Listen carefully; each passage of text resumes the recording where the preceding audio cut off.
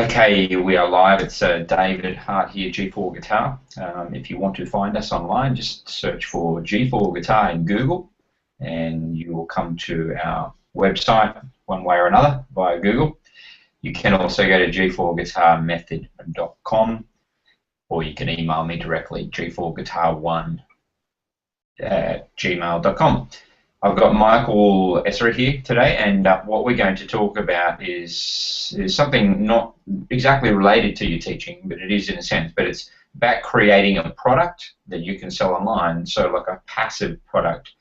And this is something that I think not every teacher needs to do, but most teachers should look at it as an option to see whether or not it's something that they want to do. There is a little bit of work involved up front, but it is a great way to build up passive income long term, because this is part of the G4 Guitar Network, as we grow and we have a bigger and bigger list of people who are interested in playing guitar and learning guitar, then we're able to leverage that list as a group. So for instance, Michael has a list, I have a very big list, and we have a big following on Facebook, etc., Twitter. We also have the other teachers across the network around the world who also have their own lists. So, for instance, if I create a product on how to play jazz chords, for instance, just as a topic, then I can release it as a product, sell it across my list, but also send it out to all the guys on the network. They can add it to their lists and sell it, and we do like a profit share. And so anyone on the network who creates a list, this is called affiliate marketing, anyone who creates a product can then farm it out to the rest of the members, and then we can add it to our list, and then we can share the profits. So Michael, is that what you're looking at? Do you want to put it in your own words? Am I on the money there as far as what you're looking to do? Yeah, basically, like, I mean, I don't have an exact idea of the product that I'm offering, whether it's an ebook or a series of videos or whatever, or but yeah, I guess it's something that I've been interested in doing for a little while now, a year or two actually, been on the back burner. So yeah, just looking at the technical aspects of actually marketing for that product, which I've seen you do, and yeah, just sort of looking at how to actually go about that. Okay, good. Yeah, and we've just had a very successful promotion where we sell the G4 Guitar Method complete kit and put it up there online as a special offer. Gave it a fairly huge discount, just as a one-off 24-hour sale. Just wanted to see what would happen, really. And yeah, we sold many copies of it, and it really, all these people who are on the list who hadn't done anything, and then suddenly they get this offer, and it was the right price, the right timing, everything else was in place, so it really was an attractive offer. So let's break it down how you do this, because there are some very important steps that we need to cover. The first thing is to test your product before you even make it. And this is the biggest mistake people make, not just in this arena, but right across businesses. People invest loads of money into making a product because they just believe their product is the be-all and end-all, and only to find out that it's not what people want. And this happens all the time. So, for instance, you can imagine that if you made a product, like a restaurant is a good example. Restaurants are the worst failures of all, and that's because they're expensive to set up. People have this idea, hey, I'm going to have this Brazilian food restaurant or something concept in the middle of the city. I'm going to go and spend, sign a lease for 5 years, spend thousands or hundreds of thousands of dollars in fitting the place out and all the rest of it, just to find out that nobody really is interested in what you're doing. And so rather than go to all that trouble, this is one of the greatest tips that I got, is that market your product first before you even make it, and find out whether or not there is an actual market there for what you're doing. So there are guitar teachers, and guitar teachers are unfortunately as guilty as anybody in this area, where they'll make a product based on, say, jazz. There's a particular, let me use an example, and I won't obviously give any names, but there's a guy at the moment that I've been noticing who is making these videos on more advanced type guitar playing, he's a good guitar player. He's got a history, and he's known in the industry. But the videos that he's making, he's gone to a lot of trouble to put these together. You can see that he's done quite a lot of work, but he's struggling. Nobody's interested. Well, there are a few people interested, but there's nowhere near enough people who are interested, and that's because I know the advanced market for teaching guitar is a fairly narrow, limited market, because there are a lot less advanced students out there than people who are starting out who are beginners. 99% of people taking up guitar right now are beginners, and that's the facts. So you can market to that other end. I have no qualms about that, but you need to be marketing something different. You need to have a more expensive product or a more long-term product. If you think of someone like Petrucci or Satriani or Vi, these guys are marketing to the top end. They're marketing to those particular people who are more advanced players. They don't appeal that much to the beginner guitarist, but what they manage to do is they get a lot of loyalty from those guys. So whenever they tour, their particular fans will come and watch them. They'll pay hundreds of dollars in tickets and T-shirts and buy their albums and go to their clinics and all this stuff. So they end up becoming worth thousands of dollars. So for them, it's a great thing. But if you're someone new, unknown on the market, then it could be a tough thing. And if you're trying to sell $20 programs, it probably won't happen. So the first thing that we'll talk about here, Michael, is what's the long-term plan for you? What do you want to do? So imagine that it all goes according to plan, rather than having a kind of sort of thing, I don't know, I'll just see what happens kind of approach. Let's imagine that it all works for you. What will it look like when it's working? Well, if I can create a product that that does well, and that I think is going to work, ideally I'll just be running a website and working from home. that'd be ideal. And then just managing the school if I choose to keep the school at that point. And just adding value to the website or the videos or whatever it is that I create. Yeah. Okay. So people will. So we can look at two ways. Either you're selling just products, one-off products, or you're selling a membership. So and you can do both, really. So let's just say you come up with a product that sells for $50, and you got a list and you've got some affiliates, including myself, of course. And then what happens is that we push that product out there. You're selling, say, $100 a month.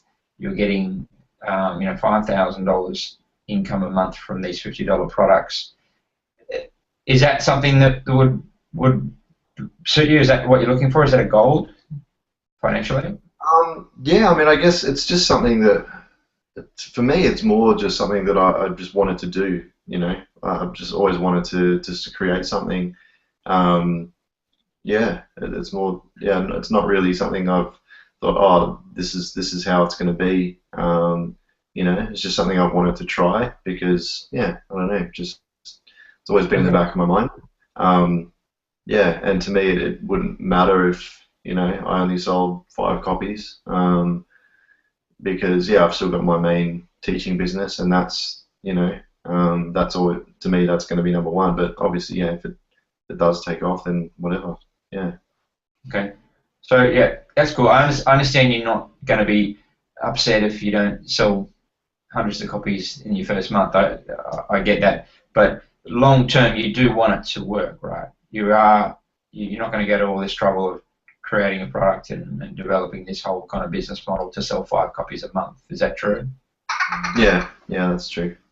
Okay, all right. So, and this is really important because it's one of those things where I understand you don't want to be disappointed. You don't want to set yourself up and know that you'll be like the other 99.9% of people out there who start these online businesses and never follow through.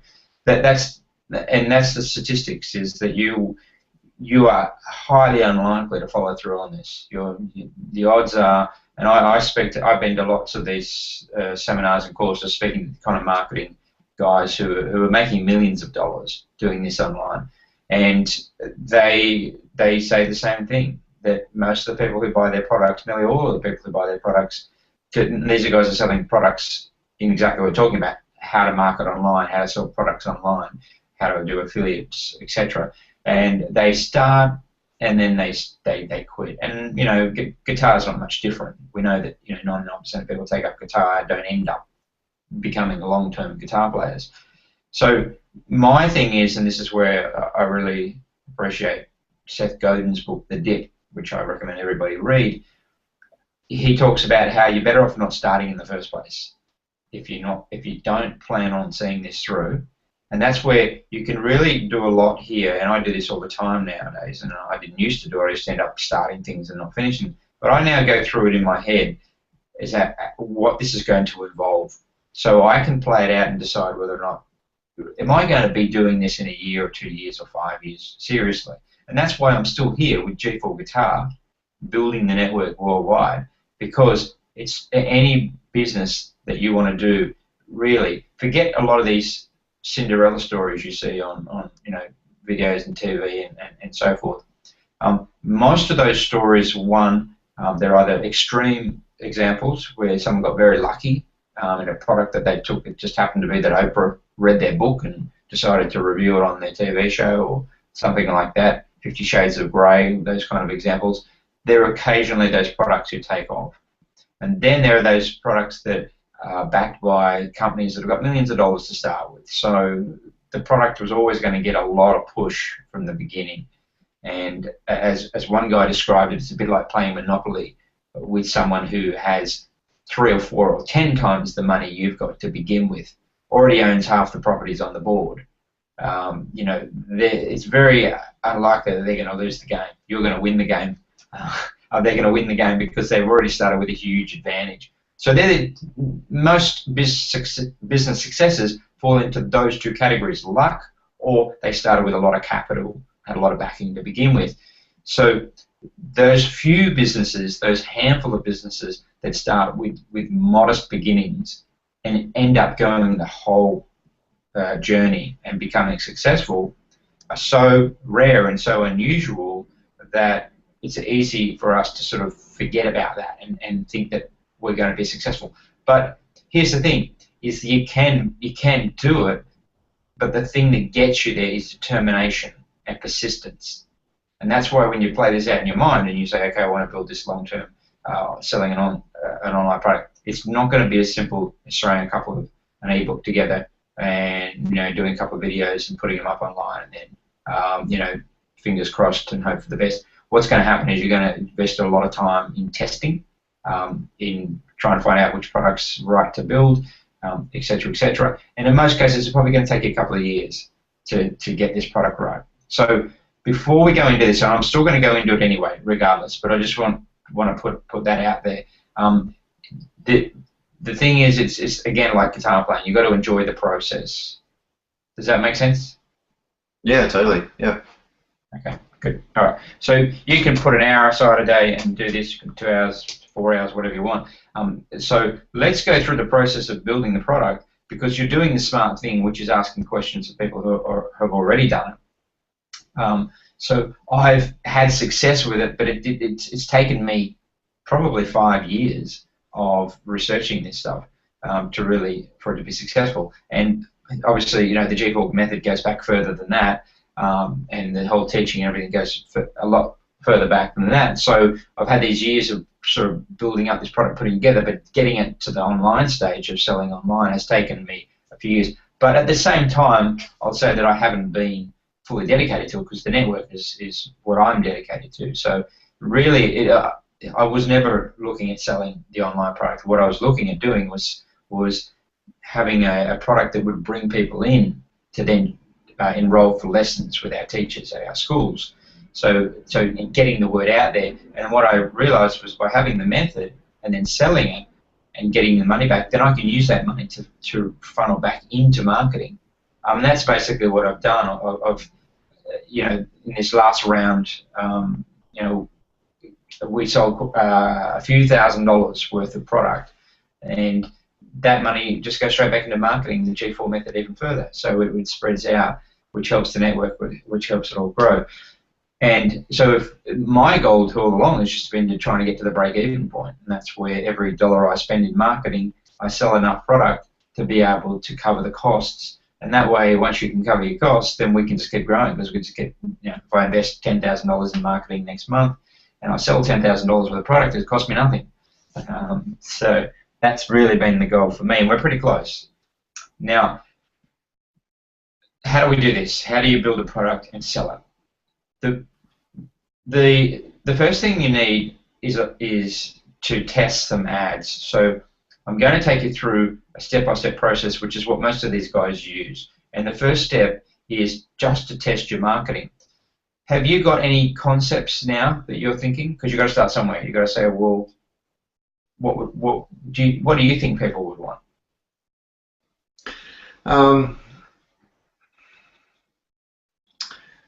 I've been toying around with the idea of alternate tunings, using alternate tunings. That's one idea. As I said, I haven't really. There's nothing in concrete. It's just sort of, just been ideas in my head. But yeah, as I said, although just seeing your video the other day and seeing you selling your product made me think, I really should look into doing something like that again. So, as you can see, I'm very early stages of just throwing ideas around at the moment. I'm not, Great. Yeah, that's great. Yeah.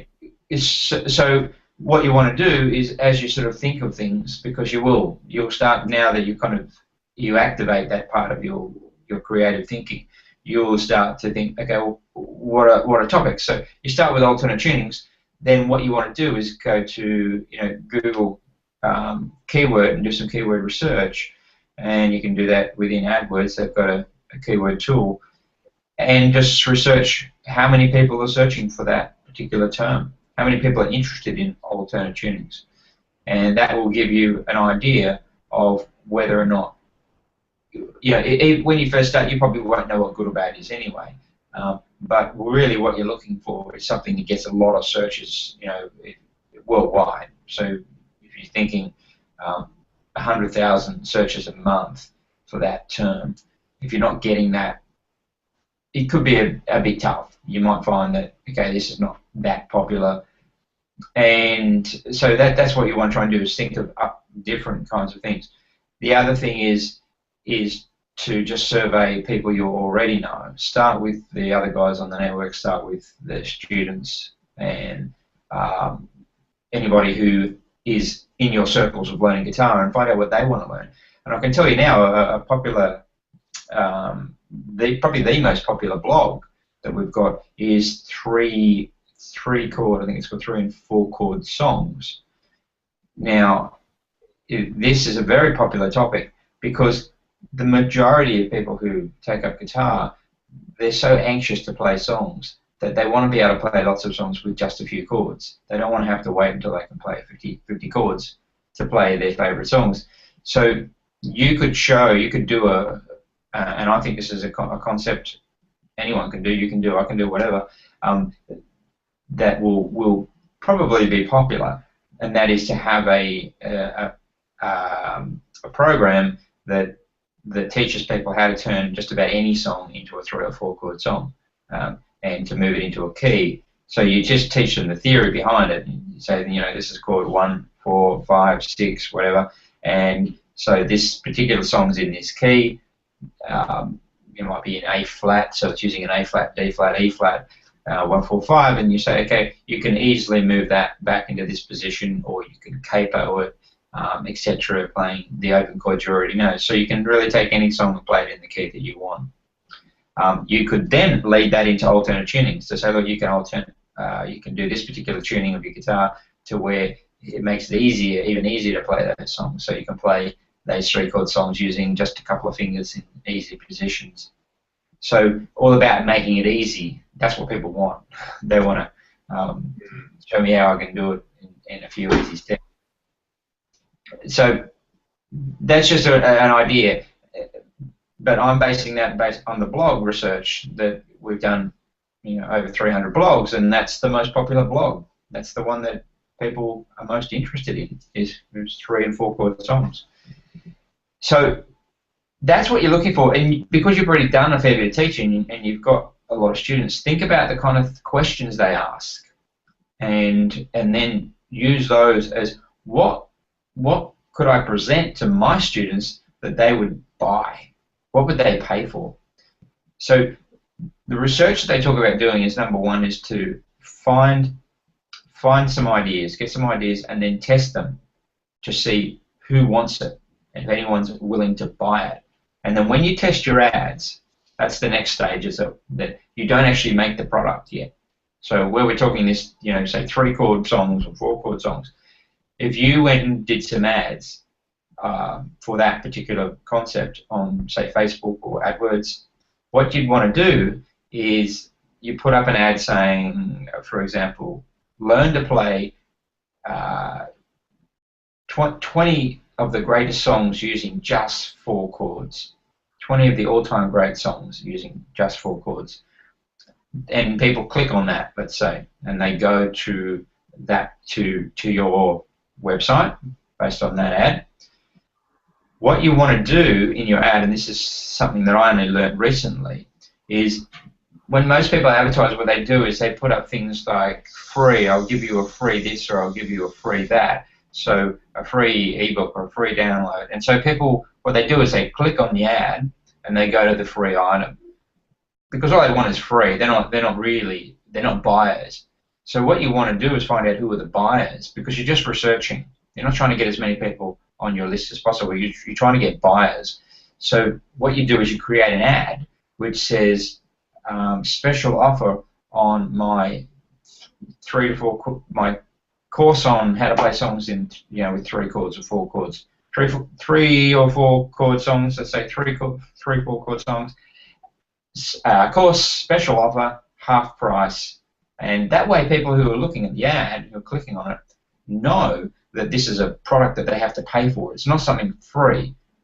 Does that make sense? Yeah. All right, good. So then based on how many people click on your ad, you know whether there's a buying market for it. Because people who want free aren't going to click on the ad. That then allows you to go, okay, well, let's just say you spent $50 or $100 on advertising, and you got back 200 clicks from say your $100 that you spent. Then you can look at it and go, okay, that's 200 people who potentially could buy my product, just based on $100. So out of those 200, if only 2 people bought, say 1 in 100 of those particular people bought, how much do I need to sell the product for to cover my $100? I need to sell it at $50 to get my $100 back. It's just maths. So you then work that out. Then you can start to make your basic product. And the first thing you do is just make a basic product. And so it's not, you haven't spent hundreds of hours of developing some product that nobody wants.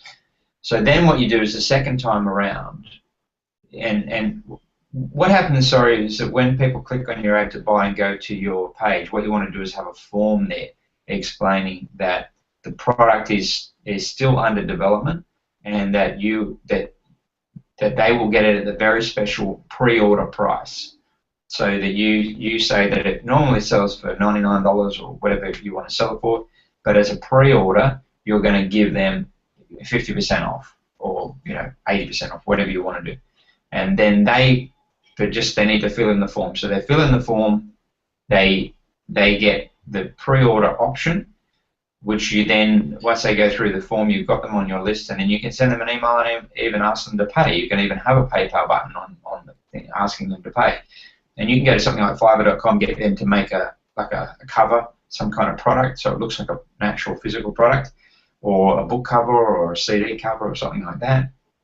So you get them to do that for $5. You put that on your website. You get people to visit your website via your ad that looks like a product on sale, and then you get people to buy it through pre-ordering, telling them that it will be due at the end of the month or the beginning of next month. Then what you do is that as soon as you get your first order, you go into production. You make a basic product. Now, you can even refund those people if for some reason you don't get your product ready on time.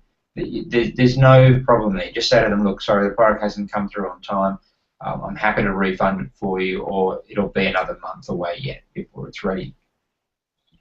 That's it. That's the plan. And then you know whether or not you've got people who are interested. If you've got people who are willing to pay you $50 for a product, and you've got enough people who are willing to pay based on the cost of your marketing, you're good to go. Easy. Yeah, makes sense. All right. I suggest you keep it very simple, in that you just start off with that. Don't try and go to too much effort to create a product and to create an advertisement or marketing. Keep it simple, because if you don't get anything off that kind of simple approach, then you're going to be, if you get some response. So if you get, let's say, from you put up your ad there and you get enough response to make it interesting and to make it look like that people, even based on its very simple format, then away you go. Now, let's sort of move on to the next stage, and that is how it should work, what the kind of the marketing campaign is, because that's really all this is about at this stage. I could tell you a little bit more later about making your product, but if we just go to the marketing stage, the first stage of your marketing is this: is that you need to have it so that when people come to your website, they fill out a form, a mailing list form. From that form, they then get an email or a series of emails that tells them more about who you are and what you're doing. So we're not going to assume that these people are buying. Look, anyone who buys, they should immediately be channeled out. So you'll need something like Aweber, where you've got a mailing list, and what happens is that once they buy, they get moved off that list onto another list. They get moved onto a buyer list. So you don't keep emailing them the same offer and the same product. They move out of that channel. But the people who don't move, who don't actually buy, which will be 99% of them, they stay and get the second email. And the second email should be a follow-up based on the first email, so you should be sticking to a theme. So if the first email was about, hey, we've got how to play 3 songs, how to play 3-chord songs, etc., the second email might be an example. Here, I'm going to show you how you can apply this to a Beatles song. And then what you do is you say this Beatles song, the chords in this Beatles song are using 1, 2, 1, 4, 5.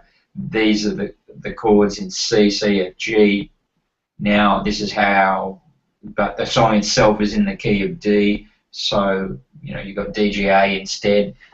Maybe you can't play an A chord. You can only play a C chord and a G chord and an F chord, whatever. So, or just coming to mind, you could say how to play songs without the F chord, how to turn almost any song into chords into a song that's in a key without an F chord. So for people who want to avoid the F chord, not that I advise that. I think they should all learn the F chord, but this is where you get your beginners on board. So what happens is the second email gives them a tip, a trick, an idea, an example, and then you say if you want lots more, if you want to really learn the whole program, here's click this button and you can go and buy my program right now. But what you do at that point, and this is something to keep in mind, and this works very well, at that point the product is no longer on sale. So when they first entered the offer, you offering to give them 50% off, let's say, buy now, limited time, 50% off. So the majority of those people don't buy. 99% go into the second email, and then it goes to its normal price, which is $99. And then the third email, same again, still at its normal price, $99. And that becomes the standard price. And they know they could have got it for $49 or $50, and so they're sort of saying, oh, damn, I missed out on the special. So some of them will come back to you and say, hey, is there any chance I can still get that special offer? And so you go, well, normally I wouldn't do it, but hey, here, follow this link and you can grab it. Because you obviously, if you're really keen, you want it, so here you go. So that's kind of marketing. And then what you do is every now and again, on the very rare occasion, you just see whoever's left on your list, you do a special offer to those people. Now you don't have to necessarily discount. You could include a bonus of some description as well. You could say buy the pack now, the course, and I will throw in a second course which I've just done, called alternate tunings, or how to play six new chords in 5 minutes or something. Whatever you want, you can add something else as a bonus onto that. So, but you have to put a timer on. In other words, you have to say within the next 24 hours or 48 hours, bang. And that's really the powerful sales mechanism here, is adding that time limit and not doing it too often, and be genuine about it. So don't just sort of throw it up with the idea that anyone can buy it at the special price any time. You have a limited offer, and you only offer it at those times. And I've done this particular sale that I did the other day, the 24-hour sale, which just went off. It's the first time I've done it, and it may be the last time I do it. I don't know. So because I'm not, the idea is I just wanted to see who was on the list and who would go for it. The next time round, if I run a special offer, I'll do something different. I will probably add a bonus, or we'll see. I don't have any particular schedule at the moment, but I'm not going to just give it to anyone at that special price just because they decide they want it. It's something that I decided to do as a test. All good? Yeah. So just going back a little bit in terms of the technical.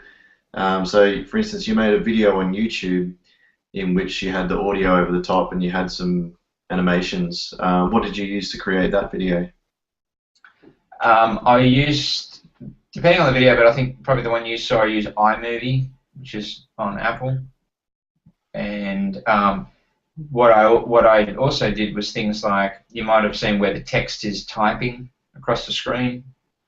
The way you do that is on something like Apple, you use QuickTime and you can record a screen video. And what I do is I just went to my Pages program, which is a desktop publisher, and just typed away. So while the screen records, so I'm typing, how to learn guitar, blah blah blah blah, whatever, and it's typing the letters are typing across the screen but then when I put it into iMovie, because I'm not a fast typer, then I can actually speed it up. I can make it type really quickly if I want, by 2 times, 4 times, 8 times, whatever. So that creates that video. Then I drag that video into iMovie.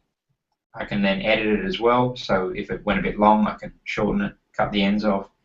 I can on iMovie you put in transitions, so where it moves from one screen to the other. I can put backing tracks like music into the backing track. Being musicians, we can obviously write our own, which I do sometimes, but sometimes I'll pull from other places just because it's done. I don't want to spend hours writing a piece of music to go behind a video. And the thing is, with things like iMovie and the combination of Logic, because I've got Logic as well, there's a ton of sound clips there which you can use, everything from effects to actual tracks of bands playing or guitars strumming. So it's really this process of cut and paste, take this and put that with that, and away you go. Cool. Yeah. And so once you get people clicking onto your website, so was that just through Aweber? I mean, WordPress, that website?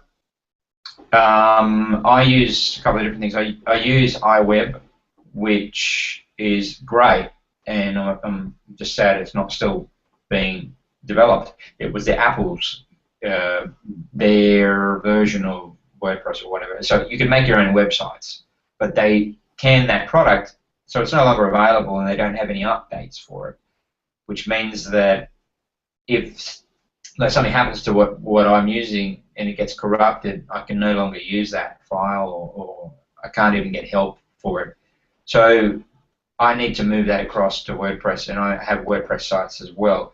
But the thing that I like about iWeb is it's so easy to move things and manipulate things. WordPress is a bit trickier. It's got a lot of background coding, and it's just not.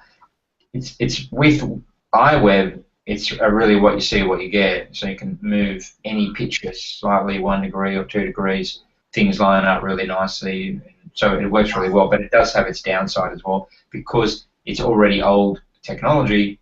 It's not it's already falling behind as far as getting it to, posting code in there sometimes is a problem. And so it's not going to be the one I use. But you can just use WordPress, and there are tons of templates that you can either use for free or buy. And there are some good ones that I suggest you buy, because I suggest you find the one that you really want. Don't just get the free ones. If there's one that really looks the way you want it, buy it. Use it and buy it. And we use across the G4 guitar websites, which is, you've got one of those, that's a paid template. And I got that because I wanted that slide section at the top, so it puts the slides and it goes between 5 or 6 or however many slides I put in there. But that way it's more productive for the student who comes on. Anyone who's inquiring, they can see the different slides, so they get different messages. And they're also more likely to stay on the site. When you've got something moving like slides, people are more likely to stick on your site, which is good for Google. Google want to know that people are staying on your site. They don't want them clicking off straight away. If they click off your site straight away, they lower your ranking because they think, well, your website is not great. But that's something else. That's SEO. So, yeah. So the process is that you create your ad, they click on your ad, they go to your website. The other thing you can do is create an ad that gets likes on your Facebook page. And if you're going to do a Facebook page, I suggest that you do your product research first, find out what the product is, and then you create a Facebook page exclusively around that product.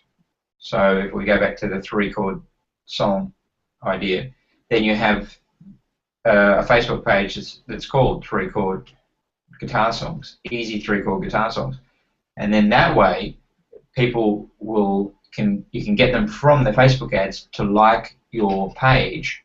And then you do regular posts, like daily posts on there, so things that they're interested in. Here's another 3-chord song in the key of such and such, and you just grab a Beatles video or something off YouTube and paste it on there. This particular song uses these chords, this particular song uses these chords, and then every now and again, once a week or whatever, you put an ad up of your course, and you also have a link where people can subscribe as well. Subscribe to a free download explaining how to play. So you more or less give them a lot of stuff already straight up, because what happens is that when you give them good content to begin with, that's when they build that kind of trust in you.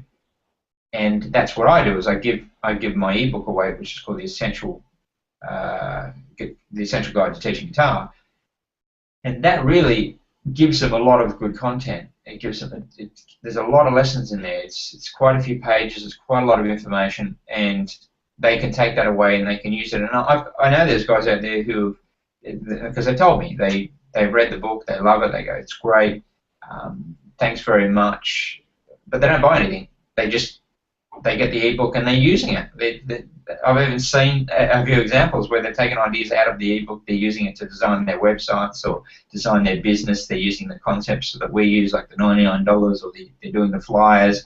So they're doing all these things that I've suggested in the free ebook, and their business is working. They're building up the business. But it doesn't matter if every single one of them joins up. That's irrelevant. What matters is that I'm now on their radar, because inevitably, most of them get to a point where they get stuck. They start to think, this is not working. Who do I know that can help me with this? How come I'm trying to teach groups based on this guy's, Dave Hart's ebook says teach group, that's where the money is, that's where you get better results, but I'm not getting those results. I'm failing at it. So who do I know? Well, let me go and ask this guy. There's his email address. I'll go and send him an email. He sends me an email, and I help him again, and I say, yep, great. You've spent no money with me, but that's okay. I'm building trust here, building faith. And then eventually he says, damn it, I'll get your course. Where is it? Where's the link? Send me the link. There's the link. Bang. Buys the course. And the thing is, psychologically, when people invest in something, they actually follow through more, because they've now spent money and they want to get their money. People hate losing. I use the example of when you hire a video. You start watching the movie the first 5 minutes, or you bring the video home and you're just not in the mood. You decide, no, I want to jam out on guitar tonight. But so you come home, you go out to your mate's place and your jam, and then you come home and you've got this DVD sitting there and it's 12 o'clock at night and you know you should go to bed because you've got to get up early tomorrow. You think, damn, I'm not going to waste my money. I spent $2 on this DVD. I'm going to watch it, damn it. People have this thing about not wanting to waste their money. In fact, it's quite well known that people will go to much greater efforts to avoid loss of something than they will to gain. And this is quite common, as we'll invest a lot of time, and you'll understand this as a guitar teacher, we'll often invest a lot of time into keeping a student or saving a student from dropping out, when that same time invested over here in your marketing could have brought you in 3 or 4 more students. You know, so that's kind of where we get it. We have this emotional attachment. Oh, I don't want to lose a student. You know, I'm a failure if I lose a student, etc., etc. Yeah, but you've just spent all this time and energy on trying to keep this student when you could have just went out and done flyers for the afternoon and got 2 new students or whatever. So the point here is that what you're wanting to do is to make sure that when you're launching your product and you've got a product that you're trying to sell out there, that you're getting them onto your mailing list to start with, but you're aiming ideally for buyers.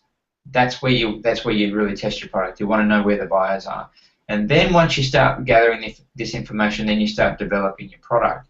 And that's again how the G4 guitar method came together, because it was based on what I knew that students needed. It's not necessarily what they asked for, and we need to make the distinction here.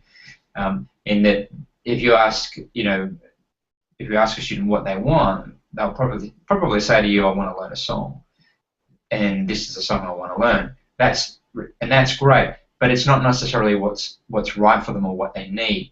So it's a bit of a combination of packaging something up in a way that people seem to be getting what they're asking for, but in fact you're giving them what they need. Make sense? Yeah. Yeah. And that's really the art of teaching and marketing and doing what I call doing the right thing. So I'm not going to give you what is necessarily you want, and without naming names, because I don't want to discredit anyone here, but there are fast food organisations out there who give people exactly what they want, and those things make them unhealthy. They make them put on lots of weight, they lack nutrients, and they give them exactly what they want, which is really crappy junk food that might taste good to the person, that has the right amount of salt, sugar, and fat in it, but it's not good for them. And a better way, if you're more sensitive or more understanding to people, you wouldn't do it to your own family, you wouldn't do it to your own kids, so don't do it to the general public. That's my philosophy. If it's something that I wouldn't do with my own daughter, I'm not going to subject other people to it. So, like I said, without naming companies out there, because these companies, this is maybe getting a bit political, but these companies are just trying to make profit at any expense. They really don't care about the people or even the animals that get the really bad treatment in this process.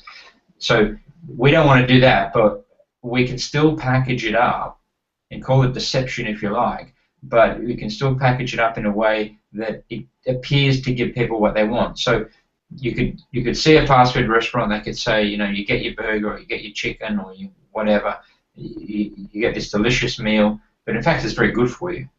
And so that they deliver something that's good for you in a way that's good for you.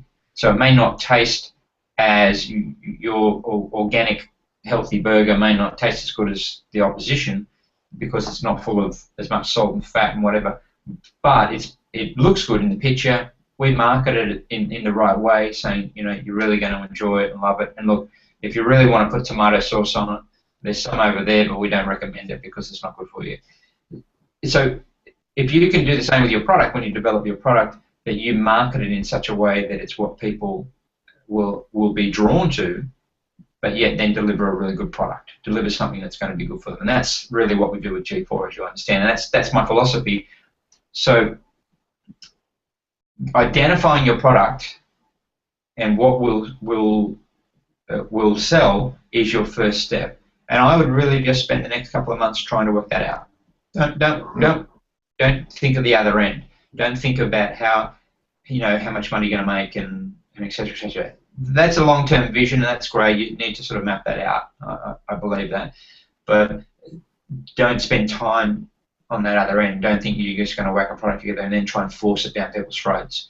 Until you get people interested, buyers interested in some kind of idea that you're promoting, then there's not a lot of point in pushing the product. Yeah, makes sense. Okay. Look, we could there's a lot of other things around this you could talk about, but that's really all you need to do at this stage. I wouldn't sort of take it beyond that. So have you got any other questions you want to ask? No, that's all really, yeah. I mean, that's pretty much what you just said, about identifying what I want to do, taking a few months to do that. That's pretty much what I had in mind anyway. Like I didn't want to rush into anything. But yeah, just sort of finding out a little bit more about the process and understanding it. Yeah, that's really helped. Okay, great. Just one other thing I was going to add that you can do, and that's run a survey. Just maybe pick out 3 topics, and you can even advertise it if you like on Facebook. You can you pay for these things if you want, but just run a survey. Say, out of these 3 courses or these 3 topics, which would interest you, and then you just put 3 different topics and see what people take to. Yeah, cool. It's a good idea. All right. Okay, cool. Well, we'll leave it there then. Awesome. Thanks, Michael. No worries. Thank you.